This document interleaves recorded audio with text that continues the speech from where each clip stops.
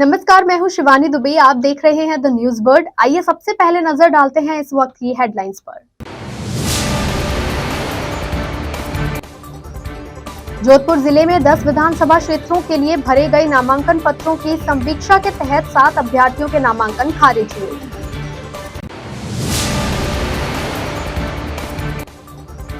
राजस्थान विधानसभा आम चुनावों में दिव्यांगों की भी रहेगी उल्लेखनीय भागीदारी। दिव्यांग मतदाता प्रशिक्षण में दिव्यांग मतदाताओं ने लिया भाग।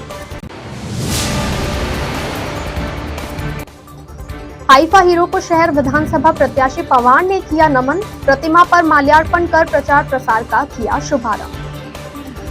और अब खबरें विस्तार से।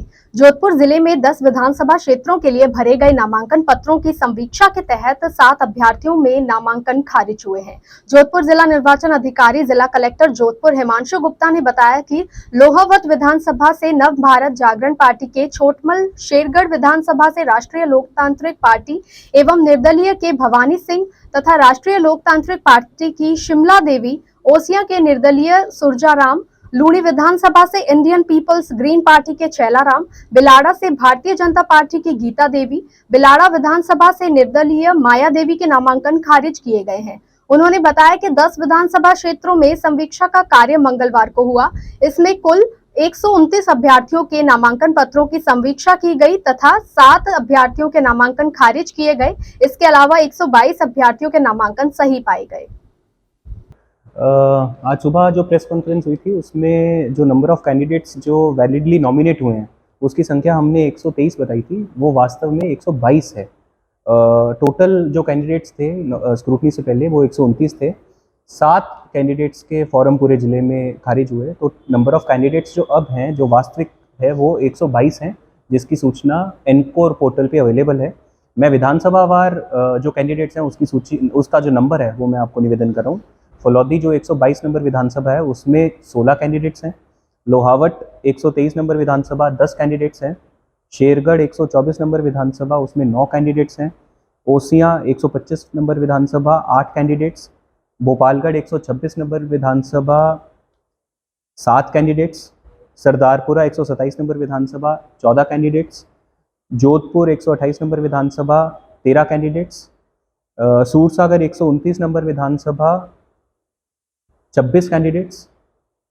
लूनी 130 नंबर विधानसभा 9 कैंडिडेट्स और बिलाड़ा 131 नंबर विधानसभा 10 कैंडिडेट्स। इस प्रकार कुल मिला के जोधपुर में जो कैंडिडेट्स वैलिडली नॉमिनेट हुए हैं उनकी संख्या 122 है। और आगामी 2 दिनों में जो विड्रॉल का समय है उसके बाद जो स्थिति बनेगी उसका मैं निवेदन आपको 9 तारीख को करूँगा। राजस्थान विधानसभा आम चुनावों को लेकर मंगलवार को 1 दिवसीय दिव्यांग प्रशिक्षण राजकीय अंग्रेजी माध्यमिक विद्यालय जालोरी गेट में आयोजित किया गया। निर्वाचन विभाग के निर्देशानुसार प्रत्येक विधानसभा में महिलाओं के 8-8 बूथ होंगे। इसी प्रकार प्रत्येक विधानसभा में 1-1 दिव्यांग मतदान बूथ भी बनाए जाएंगे। जिला निर्वाचन अधिकारी जिला कलेक्टर हिमांशु गुप्ता की पहल पर मंगलवार को दिव्यांग मतदान दलों के प्रशिक्षण में दिव्यांगों का उमंग भरा जज्बा देखा गया। प्रशिक्षण शाखा की प्रभारी अधिकारी IAS डॉक्टर अंशु प्रिया और सहायक प्रभारी अधिकारी अपर जिला कलेक्टर ग्रामीण OP मेहरा ने दिव्यांगों के प्रशिक्षण के दौरान उनके विचार जाने। अधिकांश दिव्यांगों ने चुनाव आयोग के इस कदम को सराहनीय बताया और अपनी सहभागिता के लिए लोकतंत्र के इस महान पर्व पर खुशी जताई। दिव्यांगों के इस प्रशिक्षण में व्यावहारिक और सैद्धांतिक दोनों प्रकार के प्रशिक्षण आयोजित किए गए। प्रशिक्षण के बहुत से दिव्यांगों ने EVM को अपने हाथों से उपयोग में लेकर इससे मतदान की प्रक्रिया को अच्छी तरह समझा। दिव्यांगों के मतदान दलों का द्वितीय प्रशिक्षण 21 नवंबर को राजकीय उच्च माध्यमिक हाउसिंग बोर्ड द्वितीय पुलिया में आयोजित किया जाएगा। आगामी विधानसभा आम चुनाव में मतदाताओं को लोकतंत्र के महापर्व में अधिक से अधिक सहभागिता निभाने के लिए तथा अपने मताधिकार का प्रयोग करने के लिए प्रेरित करने की मंशा से मंगलवार को राजकीय ITI जोधपुर के इलेक्ट्रीशियन व वायरमैन ट्रेड के छात्रों द्वारा मतदान संबंधी साइन बोर्ड तैयार किया गया। ये नवाचार अनुदेशक आशिक मोहम्मद श्रवण चौधरी के मार्गदर्शन में किया गया। संस्थान प्रधान सुधीर व्यास ने सभी को अधिक से अधिक मतदान के लिए प्रेरित किया। शहर विधानसभा प्रत्याशी मनीषा पवार ने मंगलवार को रावणा राजपूत समाज की मौजूदगी में गौरव पथ रोड स्थित हाइफा हीरो स्मारक पर मेजर दलपत सिंह की अश्वारूढ़ प्रतिमा को नमन कर प्रचार प्रसार का आगाज किया। इस दौरान समाज के प्रबुद्ध लोगों ने मेजर साहब के जयकारे लगाते हुए प्रत्याशी पवार को विजयी होने का आशीर्वाद दिया। राष्ट्रीय शौर्य क्लब द्वारा आयोजित समारोह की शुरुआत में प्रत्याशी मनीषा पवार ने समाज बंधुओं की मौजूदगी में मेजर दलपत सिंह अश्वारूढ़ प्रतिमा पर माल्यार्पण व जीत प्रज्वलित कर नमन किया। राष्ट्रीय शौर्य क्लब के अध्यक्ष विजय प्रताप सिंह, कोषाध्यक्ष मुकेश सिंह सोलंकी सहित तमाम समाज बंधुओं ने प्रत्याशी पवार का साफा व माला पहनाकर स्वागत किया। कार्यक्रम के दौरान समाज बंधुओं ने प्रत्याशी मनीषा पवार द्वारा पिछले 5 साल के दौरान शहर विधानसभा क्षेत्र में कराए गए विकास कार्यों की जमकर सराहना करते हुए फिर से विजयी होने की शुभकामनाएं दी। केवल देश के पूरे विश्व हीरो मेजर हाइफा के नाम से जाने जाने वाले विख्यात हीरो जिसने देश में नहीं विदेश में अपना परचम फहराया, समाज के हम कह सकते हैं विश्व हीरो के नाम से जाने वाले, जहां मुख्यमंत्री और प्रधानमंत्री भी जाकर नमन करते हैं। आज मेरी चुनावी यात्रा शुरू करने जा रही हूं। उस उपलक्ष्य में समाज के सभी 36 कौम के लोगों के साथ मिलकर इनको श्रद्धांजलि अर्पित करने आए हैं। जो योद्धा ने देश के लिए नाम कमाया, विश्व में जाकर नाम कमाया, उसी की प्रेरणा से युवाओं को जो संदेश मिलता है और उसी की प्रेरणा से हम आज हमारी चुनावी यात्रा शुरू करने जा रहे हैं। और इनको प्रणाम करते हुए हम इनसे आशीर्वाद लेते हैं कि जिस तरह आपने युद्ध जीता उसी तरह हम सब पर आपका आशीर्वाद बना रहे, हम भी अपना युद्ध जीतें। और जिस तरीके से समाज के लोगों के साथ साथ 36 लोगों का आशीर्वाद मिल रहा है, तो इनका भी 36 लोगों पर आशीर्वाद बना रहे। और आज हम यहाँ से चुनावी यात्रा शुरू करेंगे और आने वाले 25 तारीख को विधानसभा चुनाव में ज़्यादा से ज़्यादा इनके आशीर्वाद से लोगों का आशीर्वाद मिलेगा और आने वाले चुनाव में जीत हासिल करेंगे। राजस्थान में कांग्रेस और बीजेपी के लिए आरएलपी उम्मीदवार ताराचंद रेगर ने बगरू विधानसभा क्षेत्र में मुश्किलें खड़ी कर दी हैं। तीसरे मोर्चे की सुगबुगाहट के बाद अब बगरू विधानसभा क्षेत्र में आरएलपी उम्मीदवार ताराचंद रेगर ने जनता को संबोधित करते हुए कहा है कि बगरू विधानसभा क्षेत्र में अगर विधायक बनते हैं तो बगरू विधानसभा में टोल टैक्स मुक्त किया जाएगा। साथ ही कहा कि बगरू विधानसभा क्षेत्र में हर घर में बीसलपुर का पानी जब तक नहीं पहुंचा दूं तब तक अपनी सीट ग्रहण नहीं करेंगे। भाजपा के बगरू विधानसभा क्षेत्र से उम्मीदवार कैलाश वर्मा पर ताराचंद रेगर ने निशाना साधते हुए कहा कि कैलाश वर्मा जहर खाने की बात करते हैं, जहर ही खाना था तो 10 साल पहले खा लेना चाहिए था। जिस तरीके से हमारे सुप्रीमो हनुमान बेनीवाल ने मेरे पे विश्वास कर पे मेरे को टिकट दिया है, उसी प्रकार से मैं उनका भारी बहुमत से जीत करके उनके दिल को सुकून दूंगा। और मैं अपने बगरू विधानसभा क्षेत्र में लग रहे टोल मुक्त कराऊंगा, टोलों को उखाड़ के बाहर फेंकूंगा।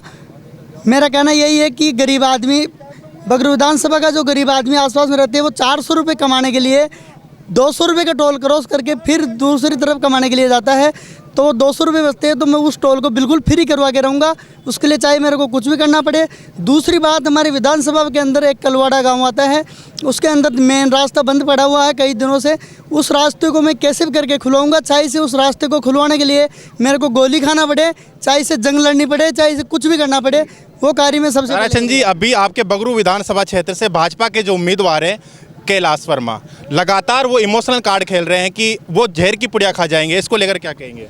उसके लेकर मैं यही कहना चाहता हूँ कि वो जहर की पुड़िया अगर वो 10 साल पहले खा लेते तो हमारी बगरू विधानसभा से पूरी जनता इतनी परेशान नहीं होती, बर्बाद नहीं होती। लगातार बीजेपी और कांग्रेस का यहाँ पे उम्मीदवार का विरोध हो रहा है, तो ऐसे में आपका क्या लगता है कि हनुमान बेनीवाल की जो पार्टी आप जनता ने बना लिया है पूरा रुख आपको जिताने के लिए? जनता ने तो 101% रुख बना लिया। समस्त जनता उन दोनों से बहुत परेशान है और सारी जनता परिवर्तन चाहती है। और परिवर्तन की तीसरी लहर है, वो है आरएलपी। और आरएलपी में वो समस्त जनता मेरे को भारी मोहब्बत से जिताएगी। यहाँ की जनताओं को एक छोटा सा संदेश देना चाहते हो जो आप?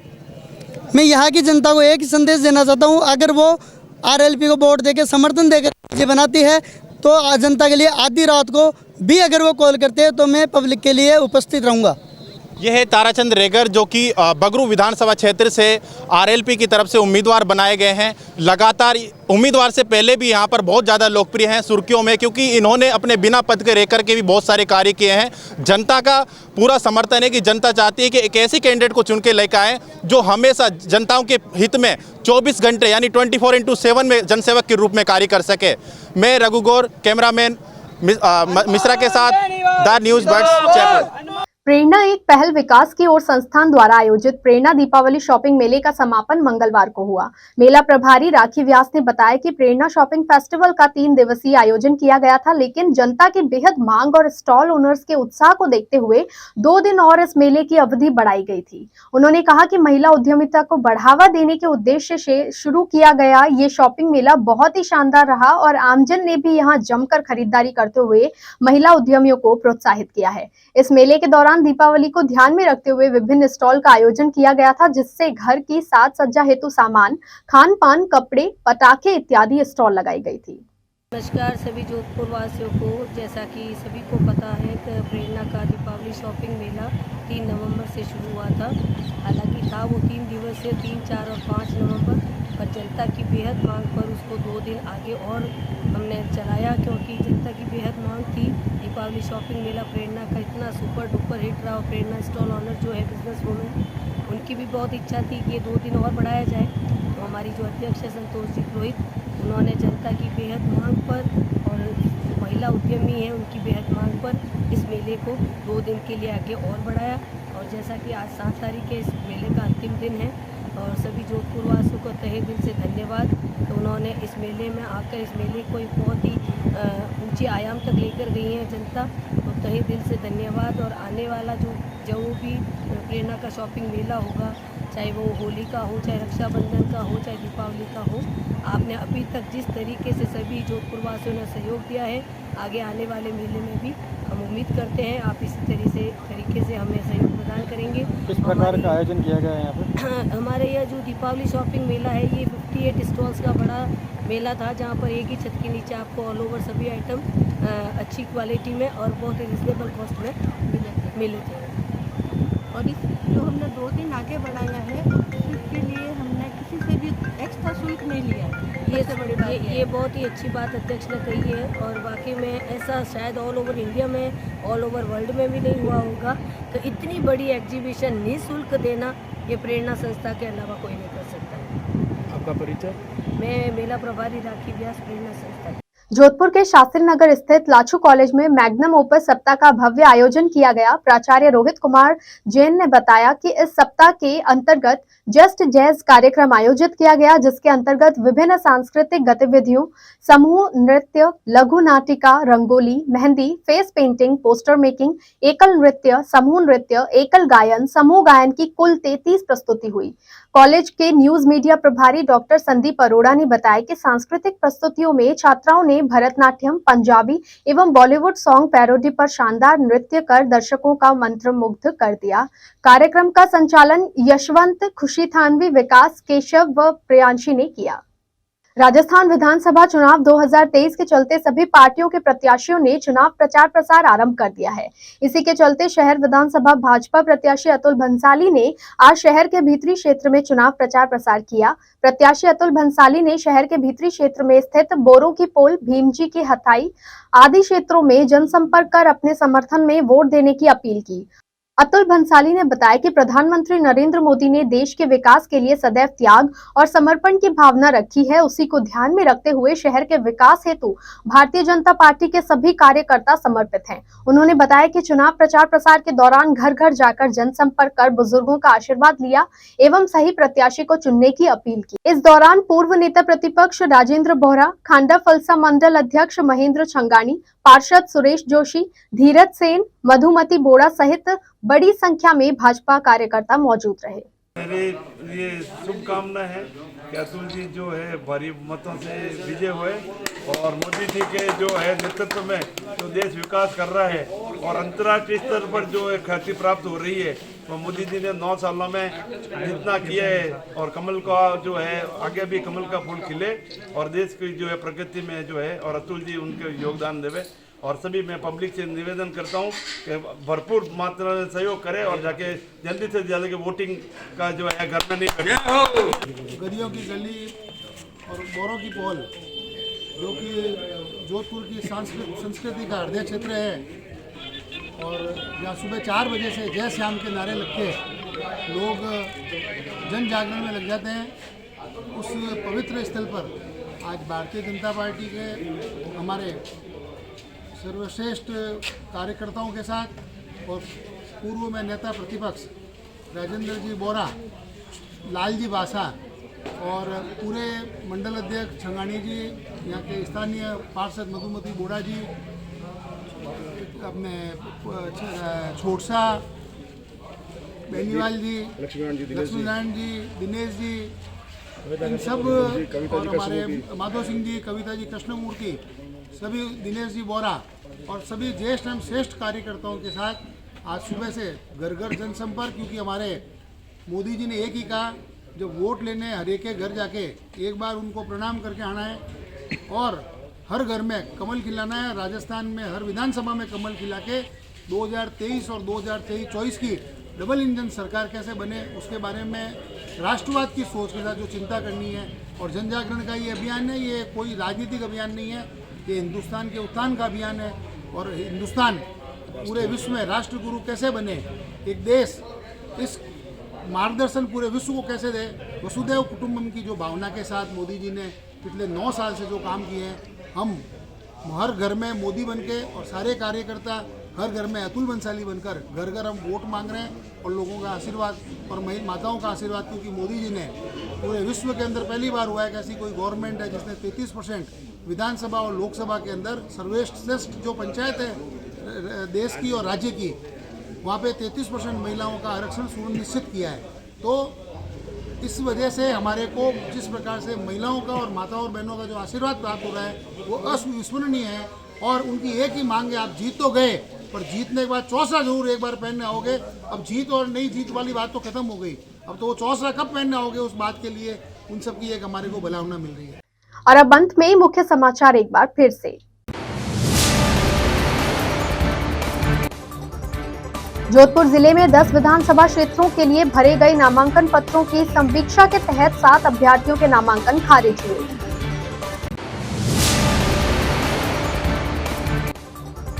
राजस्थान विधानसभा आम चुनावों में दिव्यांगों की भी रहेगी उल्लेखनीय भागीदारी। दिव्यांग मतदाता प्रशिक्षण में दिव्यांग मतदाताओं ने लिया भाग। हाइफा हीरो को शहर विधानसभा प्रत्याशी पवार ने किया नमन। प्रतिमा पर माल्यार्पण कर प्रचार प्रसार का किया शुभारंभ। फिलहाल के लिए बस इतना ही। और खबरों के लिए बने रहिए द न्यूज बर्ड के साथ। नमस्कार।